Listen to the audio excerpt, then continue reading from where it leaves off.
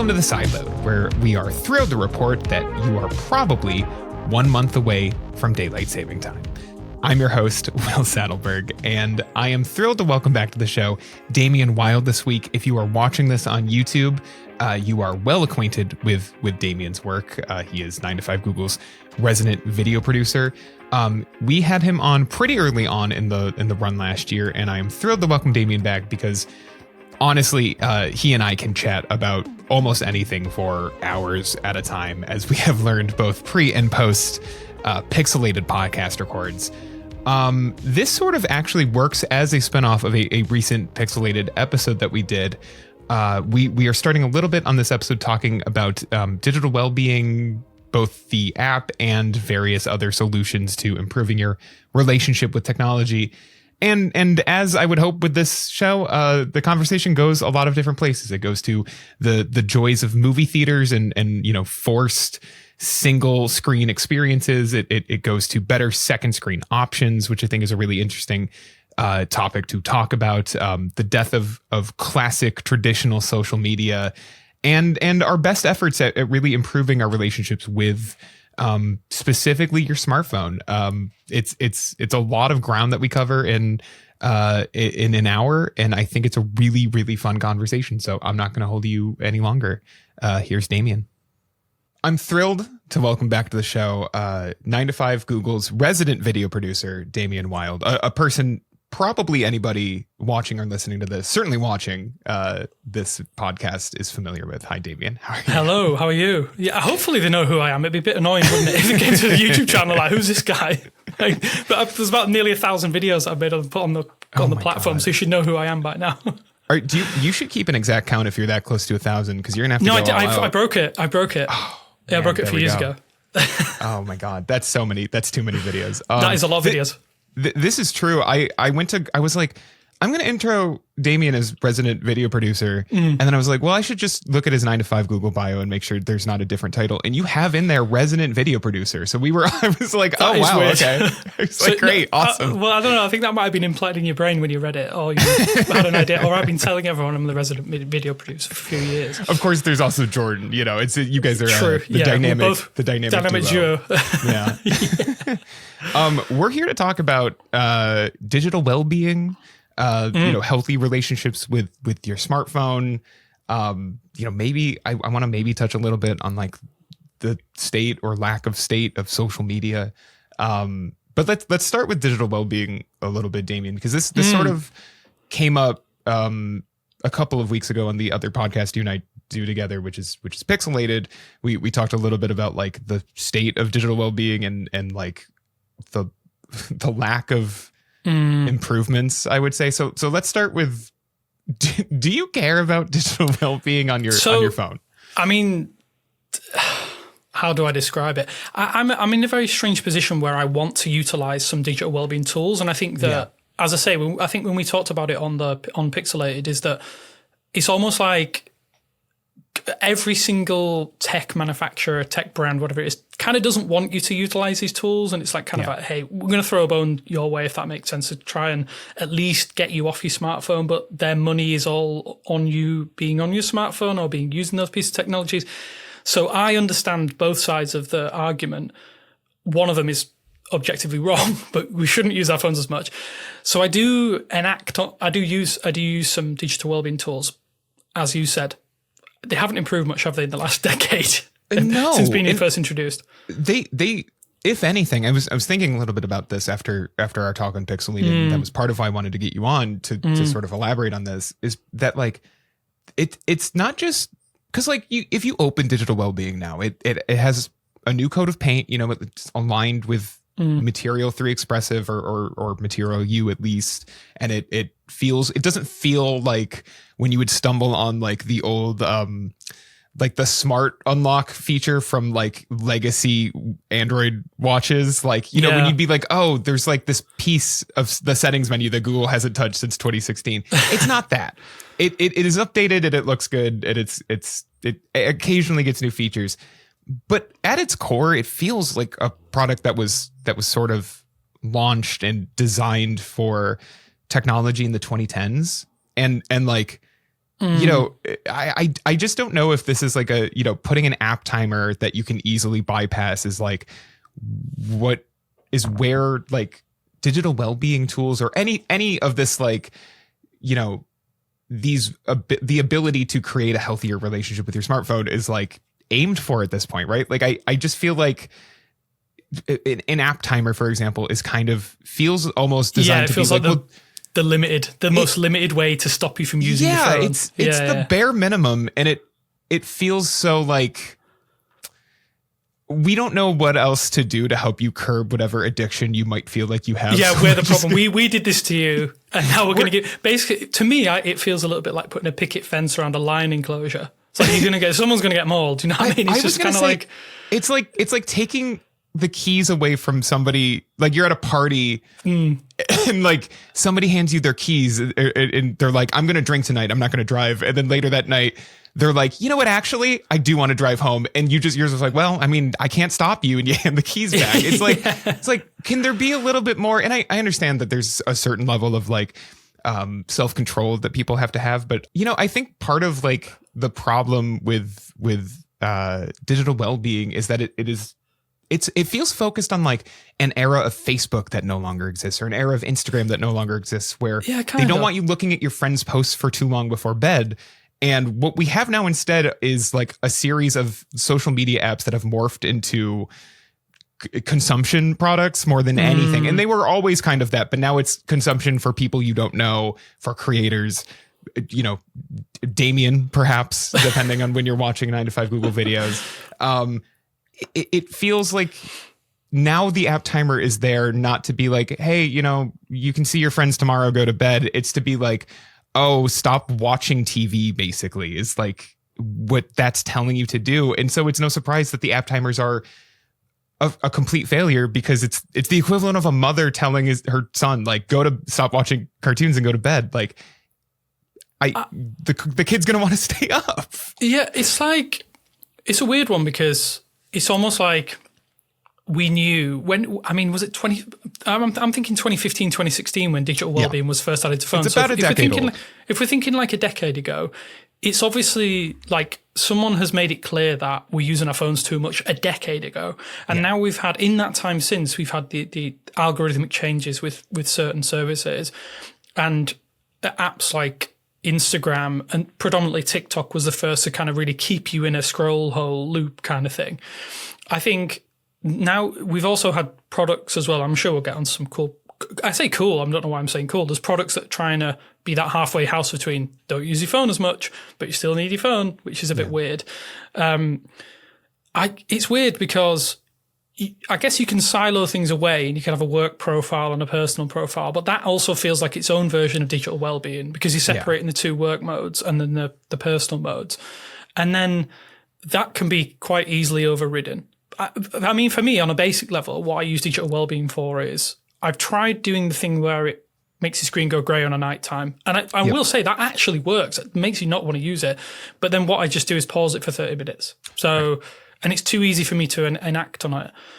I think that genuinely, for most people, with digital if they take digital well-being seriously and they're like, I am too addicted to these things, the best thing to do is just go cold turkey. Yeah, I don't know if have you done it? Have you decided you're going to leave any apps? Because I've had a few that I've just decided I'm not going to use this year or try not to. Yeah, I mean, I take. We live in a fractured social media world. I think that's fair to say. Yeah. So like, you kind of have to like, depending on, especially with jobs like ours, you kind of have to have like a foot in Twitter. A foot in Instagram, a foot in Threads, a foot in Blue Sky, right? Like all of these, you know, like last week's episode of the show had Tom Preston on, and like the way I reached out to him is that like I know we follow each other on Blue Sky, so I DM'd him on Blue Sky, you know, right? Like it's tricky. So what I basically do is like every 3 weeks, I'm like, I take all of these apps off my phone, and then inevitably either I go back or I'm like, well, okay, I'll go through the browser because that's such an awful experience. I won't want to do it. But then you kind of just get used to how bad it is in the browser. Yeah. It's a problem. Like I'm not trying to pretend I don't have a problem here, but that's sort of like that's my frustration with like, if you are you said it, Damien, like if you're the person who takes digital well-being seriously, I think the problem is that these tools are made for that person who already has a level of self-control and the ability to look away from these apps, versus I think arguably the vast majority of smartphone users who are going to be the people who bypass app locks or bypass grayscale mode because it's like the easiest thing to do. It's like 2 button pushes. I'm not saying that the phone needs to completely lock itself down, but I'm saying that I feel like maybe it should. I think maybe you I think that option should be there. Yeah, you should have the options to do it, because I get the impression that a lot of people are kind of feeling the same thing. I think that's probably why this. I think we even thought this was a subject matter in the first place, is that it almost feels like everybody that we're getting fatigue of these platforms. And to me, the biggest thing that led me to realize I was utilizing certain services too much is back when it was Twitter, before it is now. I mean, I don't have a Twitter account now. I deleted it. Yeah. I fell out of love with it. I had my account hacked a few times, which was annoying in and of itself. Lost access to my account for about 8 months. And not only was that stressful, I was like, why do I need this? And I used Twitter. It was almost like a safety blanket. And I think that's one thing that I'm guessing a lot of people do this. Yeah. And I'm trying not to do this. I think it goes just beyond digital well-being. It's like personal well-being, where I go to a restaurant or somebody goes to the toilet, to the bathroom. And the first thing you do is take your phone out. You can't just sit and be in your own personal. Are you in a social situation where you're not talking to anybody right now, and you don't see anybody you immediately know? What do? You pull your phone out. It's not even just it is a safety blanket, and it's not even just because, I mean, for me at least, it's not even a thing where I'm like, I need to be entertained 24/7. I do, but that's its own problem. I definitely do. I'm part of the problem. That's why my podcast hours listened per year is so disgustingly high. That's problem. Yeah. But at CES happened a month ago, so let's use that as an example. Let's say I'm at a drinks event, and I don't immediately see somebody I know. The first thing I'm going to do is pull up my phone, and it's not even really to check Twitter. It's mostly just to look like I'm doing something instead of staring blank into the room, right? To be fair, I've done that a few times where you don't get signal on your phone, so you can't open anything, so you just go stare into the void. But I probably should maybe stare a little bit into the void, or at least look around the room and take the initiative to talk to somebody. But it's so easy when you have the capital E, capital M entertainment machine in your pocket. It's right there. You don't have to feel uncomfortable ever. You can just dip into Instagram and pretend you're going to see what your friends are doing, but really you're going to see just constantly memes and just scrolling through. Yeah, it's a strange one, because Google does have these tools available to them. I don't even know how Apple handles it. I don't think they do it in the same way. But it's almost like, it's not the same, but it's similarly convoluted and ineffective. It's one of those things where they both kind of arrive at the same destination. They just take slightly different ways to get there, and neither of them are very good. Well, I mean, Let me load it up on my phone and we'll work it out, because I think it's a bit harsh to be fully critical of it, but it does feel what I find really strange about digital wellbeing is, and according to the application, it's still technically in its beta phase. So it's kind of like why would you still be in the preview now after so many iterations? It's almost like a forgotten aspect, but showing me my usage of applications 44 minutes already today. It's just gone 2 p.m. here in the UK, 3 p.m. sorry. 44 minutes is a long time to be using my phone when I've been on my PC, my Mac. That in and of itself is insane, isn't it? So is it concerning that perhaps that 44 minutes was the exact amount of time you've been away from your computer today? Possibly, you know what I mean? Yeah, possibly. Is it one of those things where it's ooh, if I really paid attention, is that basically if I'm not at my computer, I'm at my phone? Probably that's kind of how I am during my workday. Yeah, that's quite scary to think out loud, isn't it? Or even say it out loud. I mean, I've had 29 unlocks, so what's that average 2 minutes per unlock? If you just look at it like that and you see the raw data, it starts to build a picture of I'm using my phone too much, right? Which I'm sure everybody does, and it kind of leads me to the question that this is slightly off topic, but kind of related. The kind of people who, when they want to buy a phone and they're like, I want 25 hours of screen on time. Like, you cannot, what are you glued to your phone for that phone? I get it. It might be your only entertainment device. So maybe we're in the minority where we have extra entertainment devices available to us. So having those tools, even the basic tools, might be more useful in that situation. Like if you only have one thing to do everything and you can control your, basic guardrails. I think they're very low guardrails, aren't they? And you can bypass them easily, which is the major complaint. Maybe that's just enough for some people, and we're part of the problem. I mean, we work in this industry, so it's kind of like the MO is use your phone as much as possible so you can tell people how to use their phone. And it's a struggle. And it's become increasingly more of a struggle for me because it when I started reviewing, my first like real, I did a couple before it, but my first like real flagship review was not that long ago. It was the Pixel 7 Pro. And that was the first, like, don't go read it. It's way too long and it's not good. But only read it if you want to feel like I've come a long full circle. way in my reviews. Yeah, exactly.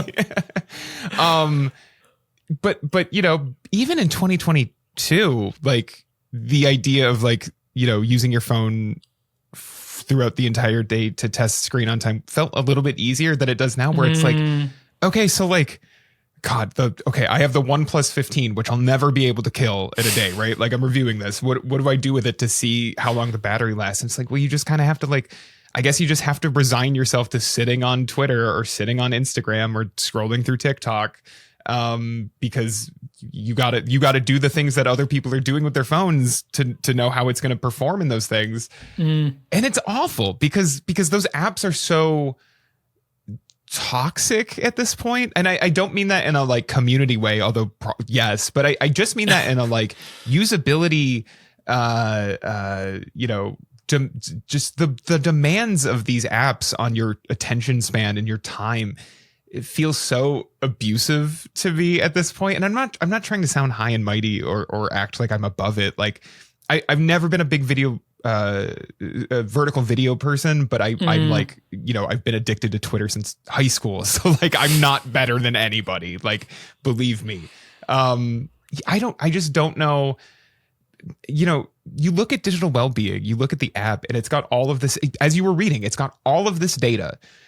It doesn't really have a good way, unless you're willing to put in the work to like, paint you a picture of what you're doing, which is fine, except for the fact that like, this seems like an obvious use case for AI to at least just process this data and be like, here are some recommendations. That's so weird. That's what I was looking at right now. I was like, what other tools have I maybe missed out on? And the only one I can think of by looking at it is the heads up mode. I don't know if you remember when that heads up mode came out, and it's basically like it warns you when you're walking along if you're potentially going to get into a situation where you might fall in a ditch or something. Like, dire. I mean, if you're that addicted to your phone, then just don't leave the house. Like, legitimately, just don't go anywhere, because you're going to you're a burden to you and society in general. But I'm looking at it and like, I guess I use flip to, and I hate saying the word flip to shh, because it's just a weird thing to say. I think that's fantastic. It's one thing that I use a lot. Like, obviously, when we're podcasting, I will put my phone face down and then it syncs with my watch. So it's kind of cool. Realistically, like you say, focus modes, I guess you could kind of, AI could help give you suggestions for that if they're going to integrate AI in everywhere. But yeah, I feel like it's so easy to bypass. It almost is not, there's no point even being there really. But it's the softest firewall that you could possibly expect to be put up. And like, not to reiterate what we said a couple of weeks ago on a different podcast, but I think it's a worthy point, is that like, it does feel a little bit like this is by intention, that like, obviously Google and Apple and all of these other companies like want you to be using these devices and want you to be on these apps, because like it makes everybody money. Like, it is in everybody's best interest for you to be glued to this phone regardless of what you're doing on it. It doesn't, Google doesn't probably care what app you have open as long as you are using your Pixel. Like, realistically, especially if you're browsing the Play Store for new apps or whatever, right? Like, they're praying you're going to do that. They're praying you're going to make an in-app purchase. So I guess like it's just kind of at the core, it's going to be a flawed concept because, you know, a third party digital well-being app is not going to be able to have the same level of control on your phone that like but that is interesting. That's interesting because a few years ago I remember an application called Action Dash came around and it effectively replicated digital well-being for every single phone. I remember testing it out. Made a terrible video on it. Don't go watch it. It's got that. Don't watch that video. Don't read my Pixel 7 Pro review. That's terrible video. And I just remember everyone was going crazy for this application. And I would love to know how many people are still using it today. Like how many people are out there using Action Dash because they want to control what they use on their phone. I think it's weird. It's almost like it needs a revamp. We need this digital well-being like second phase or third phase, whatever. Just release the damn thing, get it out of beta and get people using it. But at the same time, as we've kind of been alluding to it, haven't we? That you have to make the decision to get rid of these distractions. And I like, to kind of give you a background of what I'm trying to do this year in 2026 is I have deleted Threads because I found Threads was it took a while, but it became my replacement for Twitter. Yeah. But I do think the algorithm on Threads is terrible. So you get like engagement bait constantly and people kind of do that a lot. You see things that are really not quite as well siloed into your own interest areas. So I get random things like, I have no interest on this. And everything, I mean, I guess this is an indictment of the internet in general. Everything feels like rage bait. Everything is just kind of enrage you, make you unhappy. So that you just continue to scroll. I think maybe there's some science behind that. Like you dive deeper into things when you're angry as opposed to happy. Well, I mean, remember, it's a bit of a dead concept now, although it still happens from time to time. But the idea of the internet's main character for the day or Twitter's main character for the day, like, do you remember when it used to be like one person's getting piled on or whatever? Yeah, exactly. The one that always comes to mind is there. Do you remember? This is 5 years ago now, which is nuts. But do you remember Bean Dad? Bean Dad was a guy in like early January. It might have been on like New Year's Day. He was like a minor internet personality, and he essentially tweeted like, "Oh yeah, my daughter wanted food, and I told her she couldn't eat until she like learned how to open a can of beans by herself, and it took like 8 hours." And everybody like jumped on him, and like it blew up, right? And he was the main character for 36 hours or whatever. And like that's the one that always comes because it was so ridiculous because that like. The whole thing was a bit of a misunderstanding on his. He thought the story, he was tweeting the story to his followers and being cute about it. But once it broke containment and was out of context, people were like, "You're not feeding your daughter for 8 hours." Like the whole thing was a mess, and it's a lesson in not posting on the internet, in my opinion. But you know, like that doesn't happen as much anymore. But it is still there, and it is one of those things to like try to make you follow along with whatever like the main storyline is, right? Like a lot of times that's rage. A lot of times that's like this politician, this media personality, this whatever like said or did this thing, and now you need to read everybody's takes on it because you're also angry about it. So go read. You don't know anything about it, but here you're angry anyway. Let's all be angry together. Yeah, it does feel like that. I feel like Threads is the kind of the worst for that. It's improved a lot since it was first introduced, but there's a lot of engagement bait on every platform, but Threads has this problem for some reason. I don't know why. Yeah, but I guess there was a big exodus of people going from Twitter, and like obviously deleting my account and get rid of it was kind of cathartic. It was nice. It was a nice experience to do it. I was like, okay, I'm severing ties with that. What I do miss is the real time experience of Twitter. I don't think anything has ever been able to replicate it. It's why I'm still there because I love live. I mean, like sports, you know, is even just sports. There. I was gonna say it's so tricky to unplug from social media if you're a sports fan, or like I also just enjoy like award shows, for example, and like half the fun of, and this has kind of died except for maybe the Oscars, but like the fun of following along with people's takes on like the Grammys just aired and I didn't see anybody tweeting about them, and Maddie and I watched 45 minutes of it, and aside from an excellent Lady Gaga performance, no surprise there, it was like unwatchably bad. And again, I have like an appetite for this stuff. Like I even like bad award shows, and we came in late and we dipped early. Like we were like, this is not good television, but nobody was talking about it, so like it wasn't even fun. in that sense, right? Like I checked like Twitter and Blue Sky and like nobody was, and I was like, all right, but I guess we're just, I mean, there was a little bit, like a few people, but nothing, not enough to keep me invested in what was a terrible so you can kind of get real product time of television. Yeah, exactly. I think losing that has been a huge thing for, and it is for my digital well-being in that respect, because I don't go to those places anymore for the kind of things that I would have used previously. Like for me, it was a big sports thing, but I've just kind of cut it out, and I'm like, okay, I'll do without. I'll go cold turkey. So Threads has been one where I've missed it a little bit, but it was a case of, like you say, it's like a safety net. So I would go somewhere and I'd open it and scroll. I'm like, what am I scrolling for? I'm not doing anything. And the same for Instagram. With Instagram, it was just reels. I'd go through memes and you just go down a hole, and like you could sit for an hour before bed just scrolling. I'm like, what? I could achieve something different here. Reddit was another one that was replaced everything for me. As soon as I got rid of Twitter, Reddit it was already a big time sink anyway. Yeah. But the application on my phone was probably getting the most usage period. Like I was just going and the worst thing is I feel like Reddit's a strange one because you just get into inane conversations that don't go anywhere. Whereas at least on social media, you might make connections with people because it's almost like person to person. Whereas Reddit is like username to username, and it's some story that's tangentially related, and you just end up in a argumentative state on and 100%. We all know the Reddit, the kind of the Reddit, the meme of the Redditor. If that makes, I hate the term Redditor, but Reddit user. So I deleted that, and I now use one of the sports subreddits.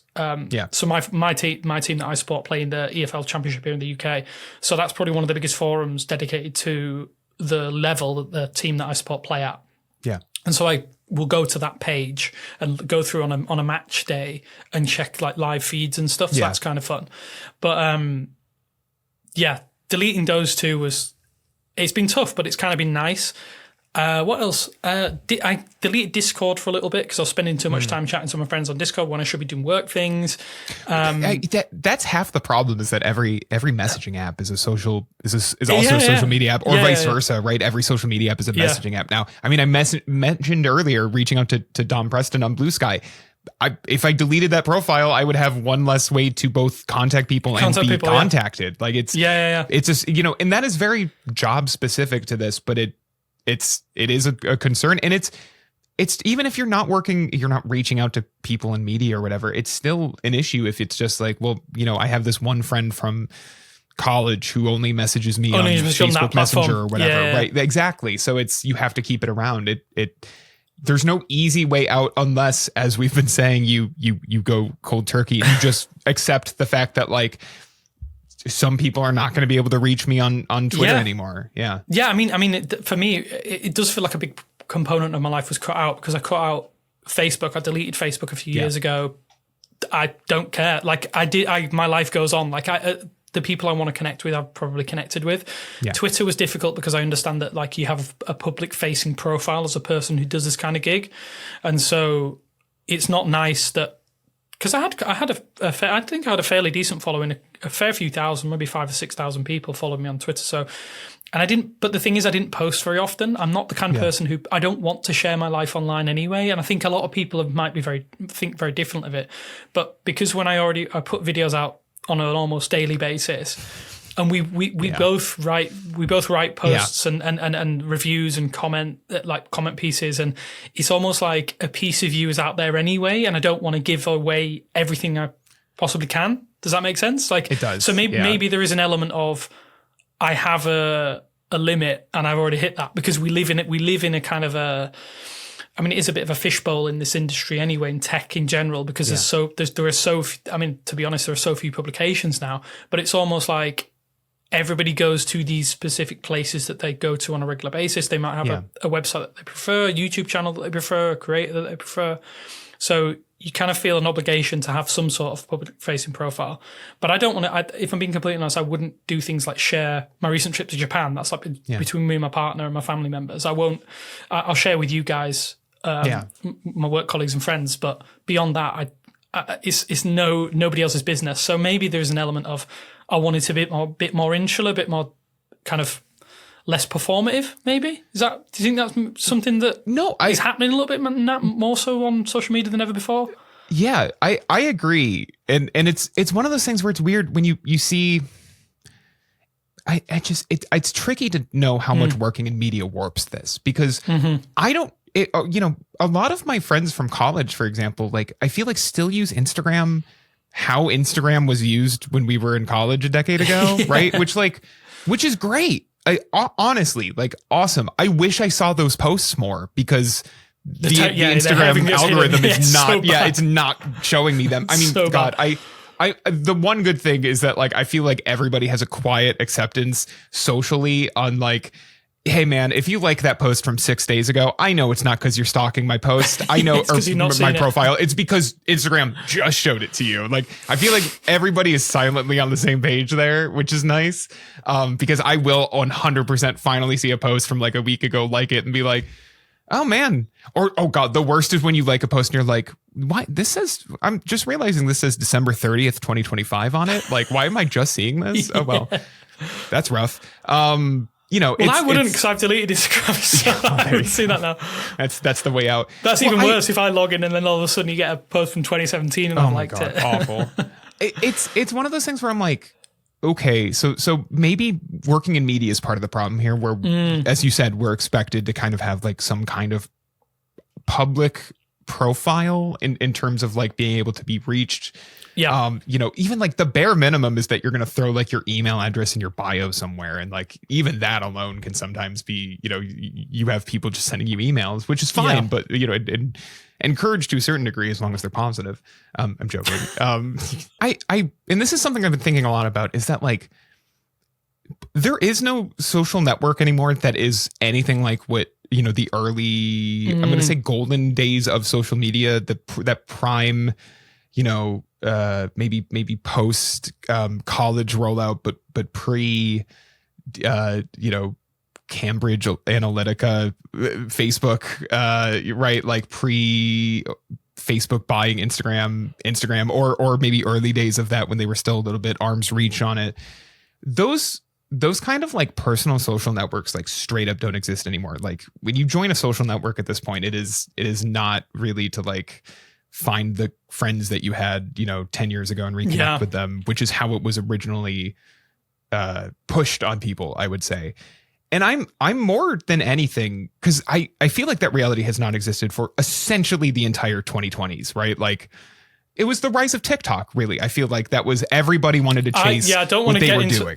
I don't want to get into that, because I'm not a fan of TikTok. I think TikTok has done more damage to the internet than any other platform in my lifetime. I think the idea that it spreads misinformation in ways that is insane. I think that the idea, as much as short form media is fantastic in its own right, I think and I don't want to glaze Vine here. I think Vine was a very good platform in its own right, because what Vine gave you was a 6-second platform, and 6 seconds, you can't impart a lot of information, you can't yell conspiracy theories in 6 seconds, really. I think there's that. I think also, to your previous point a little bit, I think social media kind of was already on a downward trajectory as soon as it was on your phone. I think the idea of going to social media, and I'm old enough now to, without revealing my real age, people could probably work it out, to be fair, is you were deliberate. To go to Facebook, you had to go to your PC. I mean, I'm old enough that when I joined Facebook, you had to have an invite from somebody who'd been to a selected university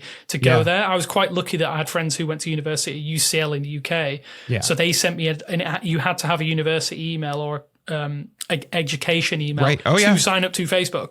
Yeah, so go watch the Social Network. One of my not a joke and unrelated to this job or conversation, one of my favorite movies of all time. It is a good film. It is a good film. And it kind of like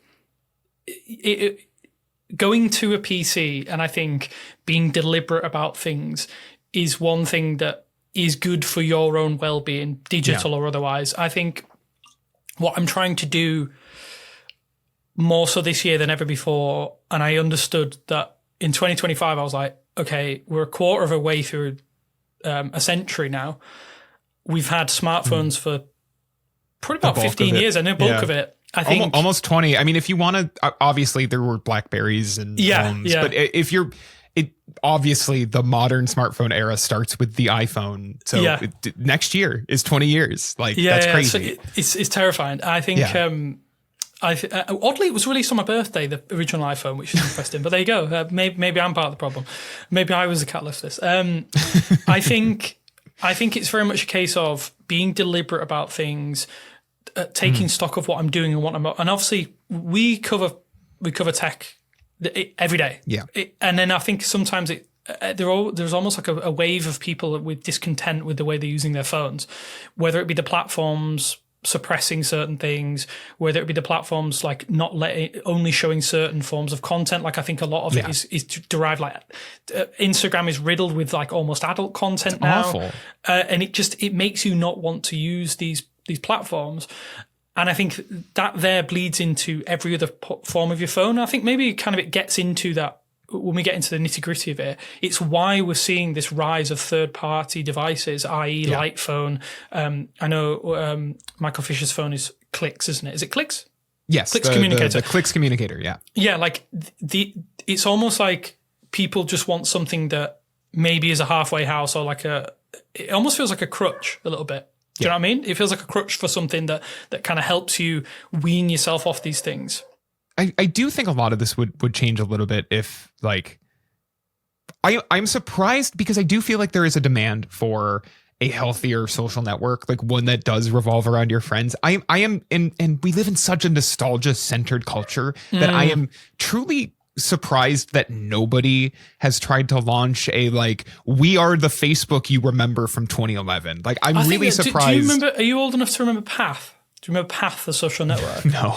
So Path felt like that. Like I used it briefly, and Path was fantastic. The UI was incredible. It was so good. I even liked the little logo. It was such a good application. But I think the problem is that you're trying to get that mass adoption is almost impossible now. It's like. Yeah. Wow, I don't remember this at all. Oh, it was fantastic. I'm really surprised. Yeah. It was fantastic. I loved Path so much. It just, it's like when you use an application, you just vibe with it straight away. Like that was one of those back in the day that like I think application quality was a lot lower than it probably should have been. But yeah, the idea that we're going to get like app developers are going to save this, I don't think that's going to be the case. I think no, definitely not. And like. Obviously, I'm not. Anything that tried to do this would be VC backed, and anything that is VC backed is going to inevitably like steer into the skid anyway. And maybe they just don't see the need for this. So like I'm more just surprised that like it hasn't. I don't even think it's really been attempted. Like that's what has surprised me. That like for all of the and I because I agree with you. I think these like. Light phones and not the actual company, but like these lighter, like we're just going to give you the bare essentials devices spawn from a place of like, well, if these social networks are no longer delivering on the social element of them and they're just kind of spoon feeding me whatever it thinks I'm going to like, that's going to keep me on this app forever. Like nobody has, I feel like it would be easier to launch like a social network than an entirely new device, but it's surprising to see that nobody has been like, well, let's just give it a shot and see if people want to sign up for, we brought walls back. You have a wall now. Digital detox. It's one of those things. I don't know. I find it odd, but that's kind of besides the point. I wanted to ask you, kind of the big question surrounding all of this. We've hinted at it a little bit. What have you found that, besides uninstalling apps, what have you found that works? Because if we're kind of in agreement that the digital well-being tools offered by Google are they're inadequate, aren't they? They're inadequate. The fact of the matter is they're inadequate. They're both too limited and too overcomplicated. Like it's either, the timers are too limited. It's too easy to get by. Mm-hmm. Focus mode is like annoying to set up and kind of complicated and like not a thing that I think like might, I don't know. Like, I don't think everybody could set up a focus mode easily or even know they exist or what they do without somebody walking you through it. So what for you works? Okay. I want to shout out Ryan Thomas. I know you worked with him at Android Police briefly. He's a good friend of mine. He did a video recently called how he decentralized his phone. And I think that's a big growing thing that people are trying to do. So what I have done recently is... like if I want to use those social media applications, I will try my best to use them in a browser. that has been huge for me, because if you go deliberately to a desktop to sit down and do these things, if I'm being completely honest, it does put you off. And then you can fall back into habits of using your phone. But I found that what I will do is I will try and my best to leave my phone in a different room. And if I get distracted, I'm trying to do something, I will get my Steam Deck, or I will. What I will do is I'll put a podcast on my phone and I will leave it in the room, because Bluetooth's good enough now. We can walk around the house kind of thing, and I'll do housework. I'll do something like I'll fold laundry kind of thing, or I'll do some more washing. Because if you have it in your back pocket, you're gonna be upstairs folding laundry or something, and then you're gonna get a text. You're gonna open your phone. You're gonna respond to it, and then you're gonna jump over to whatever else you want to do on your phone and not finish whatever you're doing. Yeah, and it kind of. I think going on vacation was a big thing, because obviously it's going to sound weird, but the time zone difference in Japan versus the UK, and even you guys in the US, was so great that I was it was almost like I can't message anyone anyway, or I can't use it. These services, everything I'm looking at is out of date. So it's almost like, well, there's no point. So the only thing I would use it for is directions. I stopped using certain aspects of the phone. My Pixel, I didn't use my Pixel while I was out in Japan, because this is a kind of a side thing. If you have a global Pixel, you can't use the IC cards that they use on public transport. So I had to use my iPhone, which I don't like anyway. So that was a benefit. I don't like using it because I don't really like iOS very much. So I just use that to tap in and tap out to pay for short trips. So my Pixel was technically not connected to any network. I didn't connect it to Wi-Fi, and I used it as an offline device. I downloaded music and podcasts and a few maps, and that was it. I used to take photos. My intention was to take my camera. And I think in future I'm going to start doing that. Maybe I'll get myself a small like Sony camera or a Ricoh camera to just be like, okay, I'm going to deliberately take photos. That's probably another conversation for another podcast, why I've fallen out of favor with certain camera applications. But I used an app called Zero Cam, and it gave me minimal controls. I think sometimes it's the illusion of choice, isn't it? You have too many choices, so you fall into old habits. So I kind of diminished those, and that was the catalyst for me to be like, okay, get rid of these apps that are distracting, because you're not using them anyway. Delete those. And at the start of this year, I've kind of made things for music. So I'll only use headphones, podcasting or music when I'm at the gym. My watch is probably the most connected thing I have technically, because it has all other things on my phone. But yeah, for me, it's a case of, as I alluded to, third-party devices, distract myself with those.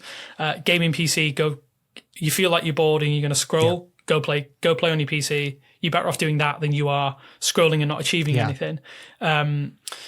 What I've started to do recently is I'm trying to work on some before the podcast, I was working on some After Effects scripts. So I'm trying to improve that. I know it feels a bit worky, but it's like, if I get something going with it, then that's a better use of my time than scrolling through Instagram. So yeah, at the minute it's like distraction techniques. I'm sure that's something that people do if they're going cold turkey on drugs, but that's the only thing I can really do. Yeah, it's like it's the fake cigarette that people like buy. You know what I mean? Like unironically, like it can help. And it's so funny you brought up like, go to your gaming PC or something, because that's the thing that I have found the most, is that it's like, okay, like we're not watching, a show that we're really paying attention to. Like we have like one episode of that thing where you're scrolling on your phone and you're watching it. Yeah, right, exactly. I do it all the time. I don't even know that. I don't even realize I'm doing it. Exactly. So I'm I'll pay attention to a show like Pluribus. Yeah. But I'm not going to pay attention to the 30th time, that's probably low, that I've seen this Seinfeld episode, right? Like I'm it's in the background and I'm laughing at it, but also like I don't need to like be locked into Seinfeld.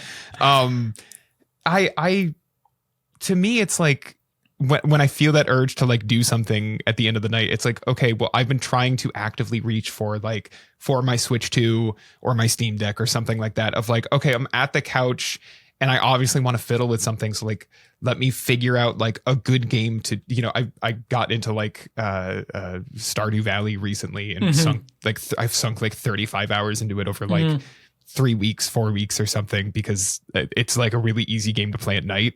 And so like and to me, doing something like playing a game is like, you could argue, I'm sure people would argue is as much a waste of time, but I feel like it is the equivalent to reading a book or something. I'm not trying to equate those directly, but it is like I'm experiencing something that people made, a work of art that people made, as opposed to just like reading takes on the internet. And like, I do think that is like a significantly better, if you still need to stare at a screen, I think there's like a certain level of joy to gaming that can bring you, as opposed to, trying to just sit there with your hands crossed and be like, I'm not going to hold the device. Like you got to find the healthier device.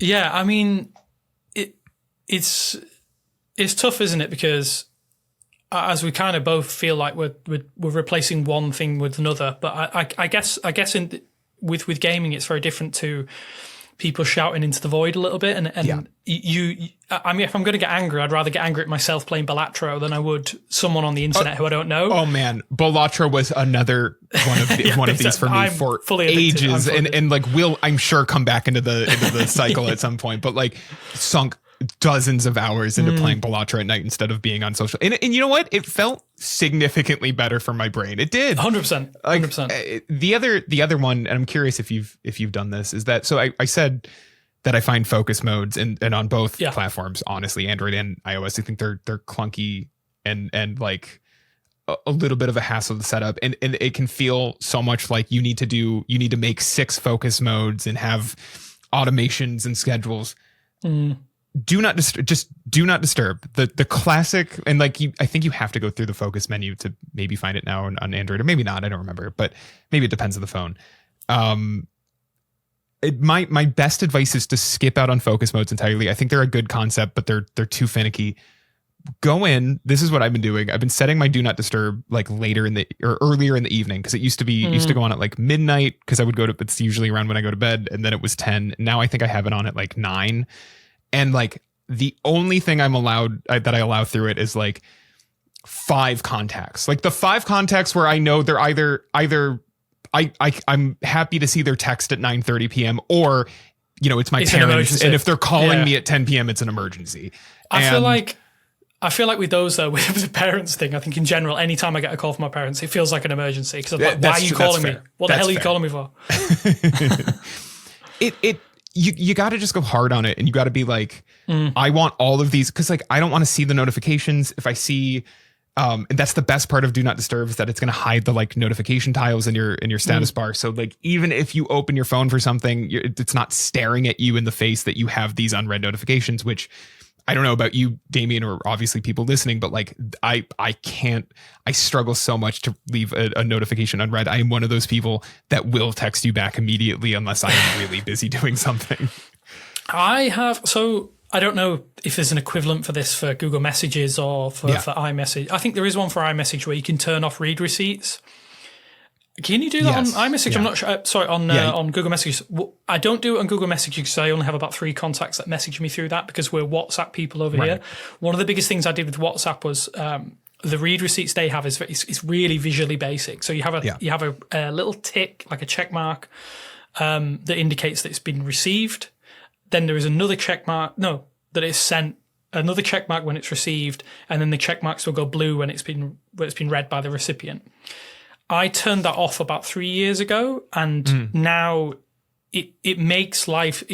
The social pressure to reply to someone instantly, I think, is been greatly exacerbated by smartphones. 100%. And read receipts make that even worse. Thing. Yeah, and I think just doing that is a really good way to be like, okay, I can reply to this on my own time, unless it is genuinely time sensitive. Like the amount of times I get a text message when I'm kind of at the supermarket. Oh, can you please pick up this? Can you pick? I'm like, that's fine.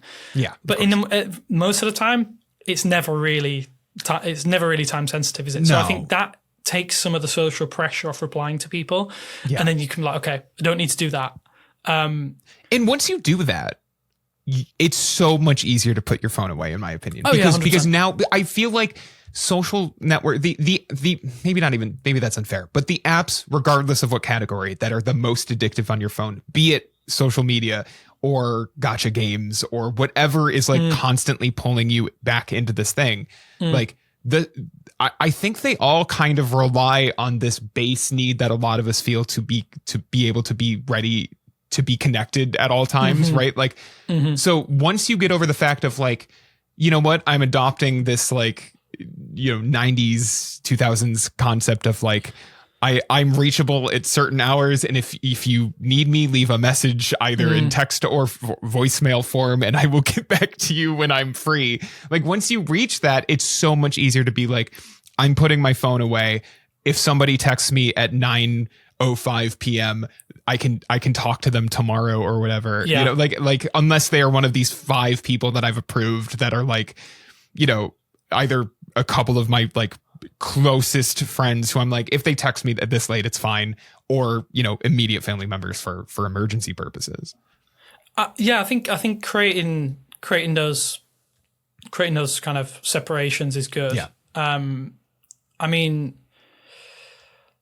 beyond that, I know for some people, genuinely, I can understand how like devices like the light phone work, because it's like, okay, I if I can't do anything with it, it does it for you. It makes it so it sort of arrives at the same place as a do not disturb approach, but it does it in a way where it, instead of you only approving these notifications and getting rid of everything else, it allows you to keep the ability to talk to people, but then gets rid of everything else, which I think which will work for some people, and I wish was a little bit easier to achieve with something like digital well-being, but I don't think it is. Yeah, I think it probably. I guess the whole discussion that we've had is kind of harks back to it is the enshittification of the internet. I think that's probably exacerbated. It's even worse, and I think that's maybe why these things are huge part of this. 100% that there is. God, Matt, I was playing Stardew Valley on the TV with Maddie a few nights ago, and we hit one of the songs. I think it was one of the fall songs, and I was like, this sounds so, just for whatever reason, this one specifically sounded very much like the soundtrack to RuneScape, the like classic free online MMO that I played a lot as a kid, as like a 10, 11, 12-year-old kid. And I played a little bit of like one of the early game songs to like show Maddie what I was talking about, like the comparison. And I was like, man, this is just bringing me, I played like the login screen music, and I was like, all right, I'm on a Windows 95 desktop in a computer room, a room made for computer. And I'm 11 years old, and I'm DMing my friend who lives 4 houses down the street on AIM to be like, hey, are you free to jump into RuneScape? And like, that doesn't imagine being that excited to log onto the internet. You know what I mean? Like, and I know part of that is nostalgia and being a child, but like, there were, even when I was in college, like there were like websites I was excited to go to, and I've complained about this on a billion platforms, including probably this show, maybe last week. I don't even remember. But like, there's nowhere to go anymore except for these like 6 social networks. So when you do go on the internet, that's probably where you're either shopping or going to one of these places. There is no like, come hang out in this like, this chill. It doesn't even have to be chill, but there's no like, you're going to have a good time when you're here, and you're going to see people, and you're going to like, it just doesn't exist. Like forums, except for the 9 to 5 Google forums are dead. These communities are just wiped off the internet. And I do think it has, at least in part, led us to where we are today with our phones. I do wonder what the future holds for the kind of people who are growing up with only having these, and I think Infinite Scroll hasn't helped, has it? The addition of Infinite Scroll to applications has made it worse for people to kind of like just get away from these platforms. Yeah. And I think just taking away that temptation has helped a lot. I think because you don't get a concept of time. I think that's the idea. Is you don't have a concept of like ending the end page. Like I think that's one of the good things that Google has that a lot of platforms don't. You hit the end of the first page, rightly or wrongly, is bad for websites because most people don't go past the first page. Yeah. But I think if you did that on places like Instagram and TikTok, I think it would change the very way that people use these platforms. But I'm not going to lie, I'm a bit concerned for the younger people out there who maybe have only ever grown up with this, and there's growing discontent, and they don't know why they're unhappy with things because they can't necessarily imagine a time before. I think that's maybe why there's so much nostalgia at the moment, where people want to get away from these things and do everything else. Like I played a lot of my old Game Boy games. I play my Steam Deck, obviously, and I take myself away from certain things. Do you know what I've really enjoyed recently? And it sounds ridiculous because it should never have been a thing I didn't enjoy, is going to the cinema, going to the movie theaters, is because your phone is off. Because it's great. You'll know everyone. I will never understand people who like, and I don't even mean it from like a social, being polite to the people around you perspective. I genuinely just mean like when I go to the movies, I'm so excited to be like, I can't even really check the time for the next 2 hours unless I like glance at my watch, like, which is fine. But like, I really try to like dial into whatever I'm watching, because it's great to have this like preordained, like, it is socially unacceptable to like pull your phone out right now time. Like people should embrace that. Have a little break.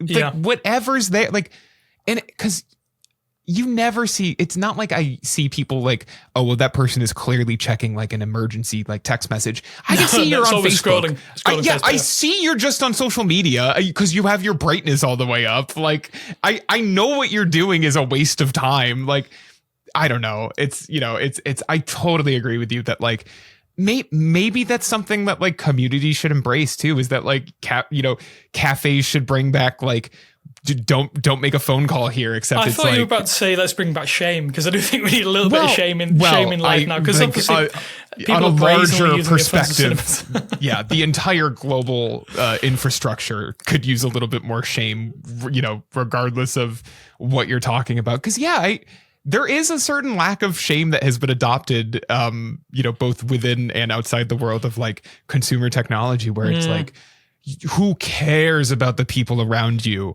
Like, you are the main character, and it doesn't matter if the person 2 rows back behind you is distracted.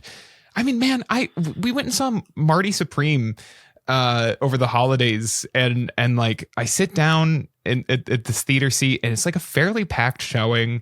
And there was one seat next to me, and it was this older man, and the movie's starting, and he's just like scrolling through Facebook, and it's like it's in my peripherals, and I'm trying to leave it alone, and I'm like, all right, if we get like 5 minutes in, I'm gonna have to scrolling. I'm gonna politely be like, can you put it away? I would slap it out of his hand. I'd slap the phone out of his hand. I wouldn't even hesitate. I'd slap it out of his hand. I'm not gonna. I really don't want to like get in an argument, because I'm really excited to watch this movie, and I'm like, if I get in some kind of confrontation, even if it's like fine, it's gonna be in the back of my head for the next 2.5 hours as I watch Timothy Chalamet act his ass off on screen. And 2 or 3 minutes in, he put his phone away, and like it wasn't an issue the rest of the movie. And I was like, good, great. But obviously, even now I'm remembering that moment. I agree with you. Shame is like, it's maybe even up to the point where it's like, we need to be a little bit more ashamed of our screen on time. Maybe that's what I mean. I was about to say, I was literally thinking to say, your phone should shame you into how much you use your phone. Well, and what I will say, you can get, iOS does it. iOS does it. They'll give you your weekly screen on time reports. Yeah. And like, I'm so curious to know what difference that has made for people, because I bet even the people who have that notification turned on just swipe it away when it shows up. Do you think they might use it as a badge of honor? I think young people might. Maybe. Yeah. I mean, I know that in the US it's very iPhone centric, and everyone talks about using iMessage and stuff. So I wonder if it's like a bit of a badge of honor in like schools and stuff. But then it could be. I don't know. I think we're in a strange situation where it's a perfect storm of too much phone, too much internet, too much platforms, and simultaneously not enough. Like, weirdly, like if there were more spaces on the internet to hang out, would it not be like maybe a more positive experience? Like, God, I remember like my freshman year college roommate was like upset, would like hang out all the time on these Star Wars role-playing forums, right? I assume that doesn't exist anymore, right? Like, I assume all of these places have dried up. As a kid, I loved the IMDb forums. I would waste so much time reading through the IMDb forums and posting as like a 12-year-old. Like the comment section in the AV Club, if anybody out there was a regular AV Club commenter, I was right there alongside you. Hello. It's like none of those places. And those were like niche communities that built up around like shared interests. And now we have everybody is dumped into one of 6 vats. It's all homogenized, isn't it? You have to hope the algorithm is going to know where to sort you. Books. Yeah, I like Lord of the Rings, I like Pokemon, whatever it is. Yeah. Yeah. God forbid you, for 1 second, search a thing that you don't actually care about because it will become your entire feed. Yeah. So I don't think we've solved anything in this hour. If anything, we've just pointed out 1,000 issues facing technology at this moment. I have one suggestion before we can wrap up and stuff. I think if you are overwhelmed with as you said, like I'm interested in gaming, for instance. I think that there are corners of the internet where you can get things, but I think if you go offline slightly, I highly recommend there's a publication, they're technically a UK publication, but you can get them abroad. It's called Lost in Cult, and they make gaming journals, really high quality gaming journals. And I've found a lot of it's entertainment, a bit of like kind of respite from the constant stream of, and gaming news in general is very hyperbole driven. It's like, cancellations. And obviously it's not a great place to be because it's quite toxic. But I found reading gaming journals and getting true, like almost slow journalism has really helped. I think that it reignited my interest in gaming a lot, and going and playing those old games and reading about like the process. And there is a lot of good media and stuff out there that you can go and grab. I mean, even just reading the book. And 100%. So that's my one suggestion for anyone who's a gamer out there. Go check out Lost in Cult. They have some fantastic physical gaming journals that you can buy, and they do a lot of like even like print runs of games now. So highly recommend them. There's an argument to be made, and we haven't even really touched on this, but like there is such a we spent so much time focusing on photos and videos in this conversation. There is such like a there's so little like written content in a way anymore. Like obviously there's plenty. I would suggest like go sign up for a Substack account and like follow accounts, look at your social media followers list and like find the people you like who also have a Substack, and maybe just, associate yourself with them that way and read their like longer Substack thoughts or whatever, blogging platform, whatever newsletter platform they're using. Like that I think is also, I one of the things I've done is like a bunch of old AV Club writers, not to bring that up twice in 5 minutes, but a bunch of old AV Club writers it was originally a Substack. I think it's on a different platform now, but it's episodicmedium.tv. They've started like a paid like TV episode, review recap, doing what, the AV Club used to do essentially, or what they were doing at the AV Club a decade and a half ago. And like I pay the $50 a year for that because like that's exactly the kind of stuff that doesn't exist on the internet very much anymore, and I want to support it. And it's so much better to like read follow along with like their Pluribus coverage from December, as I'm catching up on it, rather than try to find like takes on Twitter. Like it's so highly recommend that as well. Like long form articles still exist. You just have to know where to look for them. But I think slow journalism is something that I think is going to be on the rise. And podcast media is, hopefully you're listening, enjoying this podcast and watching it, that it is respite from the almost toxic world of the internet. But I hope somebody listening to this did something productive while they were I hope you were folding laundry. I might listen to it back, fold laundry, and then come back and be like, I did something productive.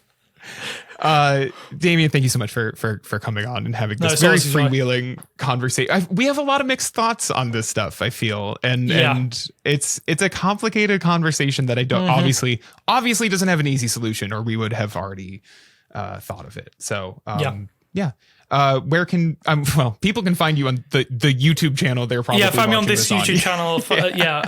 You just find me on. I mean, as I alluded to, I'm not going to be posting much on social media. You can go and follow me on Threads. I guess I've already answered the question for you. So don't follow me. Don't leave me alone. Don't follow Damien. Leave him alone. Say something nice about him in the comments on all of his videos, but otherwise leave him alone. Awesome, Damien. Thank you so much. No problem. Thank you. And that'll do it for this week's Sideload. Thanks again to Damien Wilde for joining. I wouldn't be surprised to see Damien join as sort of a recurring rotating guest of sorts when we are having slow weeks where maybe we can't get a unique guest every week, or perhaps there isn't an exciting enough topic to bring on a guest to talk about. In addition to some of the other 9 to 5 crew, I wouldn't be surprised to see Ben or Daniel join in that capacity. So do not be surprised if we have some recurring guests in the future. And speaking of guests, I think next week is another return guest as well. I believe Joe Maring is going to come back to the show. Android Authority's Joe Maring. Joe is one of my best friends. I don't actually know what Joe and I are going to talk about, but we can, similar to me and Damien, we will find something to chat about for an hour and change. So look forward to that next week. Several irons in the fire on new guests coming up soon, by the way. And as always, if you want to suggest a guest, feel free to email me, will@9to5mac.com. Make a suggestion. It's honestly even better if you can CC the person you're suggesting. But either way, if you have a specific guest in mind you would like to see me reach out to, feel free to email me. As always, I ask you to subscribe to the show on the podcast platform of your choice if you haven't. Rate and review if you would like to. Share the show with a friend if you enjoyed it. We'll be back next week with another episode. Stay warm if you're in a cold environment. I know Buffalo is about to break above freezing for the first time.